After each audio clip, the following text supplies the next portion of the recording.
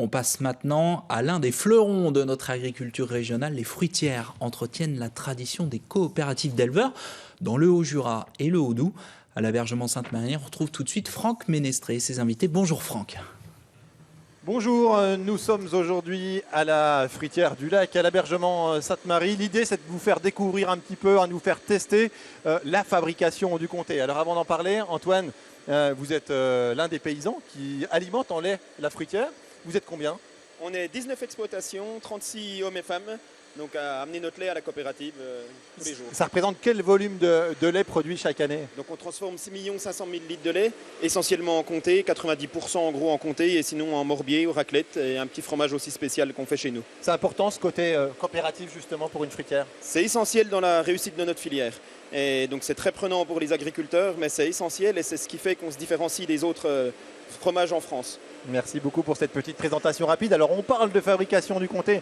Je me déplace vers Sylvia. Sylvia, on est là sur la fin de la voilà, production. On en est à quelle étape là? Donc là, le fromage, donc le mélange caillé-sérum, donc là il est à 56 degrés, donc c'est la dernière étape de la fabrication. Il brasse encore un petit coup et il va partir donc au moulage ensuite. Voilà, là, ce que vous êtes en train de faire, c'est l'étape qu'on voit après, c'est le moulage? Voilà, ça en fait ça, je le fais avant pour être sûr que mon grain va être apte à coaguler entre lui, en fait, que ça ne soit pas de la semoule à la sortie, voilà, tout simplement. Le moulage, donc, voilà, ça se passe... Là, ça s'agrège bien, quoi. Il est bien là, compact. Bon. Alors, vous parlez moulage, est-ce qu'on peut se déplacer pour aller voir justement? Donc là, ça va partir.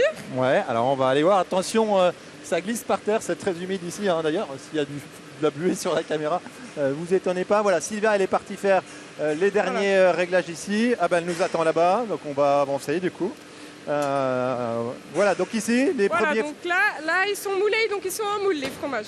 Donc je mets la plaque verte, dont vous avez parlé tout à l'heure. Là, c'est une étape importante aussi, ce moment-là. Oui, parce que c'est l'étape où le fromage il prend sa forme finale. Enfin, voilà, il ne faut pas que ce soit un carré ou quelque chose comme ça. Juste après, là, il part en cave très rapidement. Voilà, donc là, il va rester donc un jour jusqu'à demain matin. Donc demain matin, 5 heures, on va les enlever d'ici, les frotter, les saler, et après, ils vont partir en cave. Oui. Et bien justement, ce que je vous propose, c'est qu'on fasse une petite parenthèse. Nous, on est déjà passé en cave il y a quelques instants. On va aller voir ce qui s'y passe. Voilà, donc là, Eric, on est dans les caves. Quand le comté sort de l'atelier de fabrication, il est immédiatement, assez rapidement, mis ici en rayon. Eh ben, donc ça, c'est des fromages qui ont été produits hier, fabriqués hier, démoulés ce matin. Et donc nous, en fin de matinée, donc on les met en rayon, on les sale pour le lendemain. Et puis il y a des soins, donc, il y a des soins aussi à faire sur les fromages. Donc on retourne les fromages.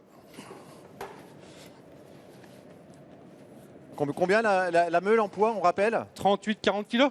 D'accord. Retourner le fromage, ça sert à quoi? En fait, on va retourner le fromage pour pouvoir le saler. Donc là, je vais les saler tout de suite. Ouais. Et on le sale pourquoi alors? On le sale en fait pour que le fromage prenne le sel sur chaque face. Donc tous les 2 jours, ils sont retournés et tous les 2 jours, ils sont frottés. Donc là, c'est une histoire de goût, le fait de saler, ou c'est une histoire après pour l'affinage, il faut qu'il y ait du sel? Bah après, au départ, il faut toujours mettre du sel pour l'affinage déjà à la base. Et puis après, il y a le robot ou nous, au début, qui prenons une pâte pour les frotter, chaque fromage, tous les 2 jours, comme je vous disais. Et après, donc, le robot va prendre le relais au bout d'une semaine, à remonter les fromages donc en étage et à continuer le soin du fromage tous les 2 jours. Et après un affinage qui va se faire ici, pas forcément, je crois pas, c'est pas la vocation de la fruitière. Non, on a 4 affineurs en union de coopérative en fait.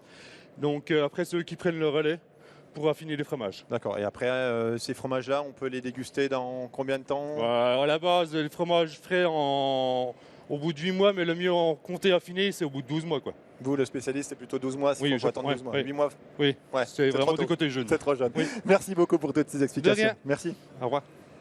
Voilà, retour maintenant dans l'atelier de fabrication. On voulait parler un petit peu de ça avec Antoine. On vous montre cette étiquette verte. Antoine, elle est capitale. Elle est capitale. C'est la carte d'identité du fromage, donc, sur laquelle il y a marqué que c'est du comté déjà, qu'il est fabriqué en France avec le mois de fabrication et notre numéro d'atelier.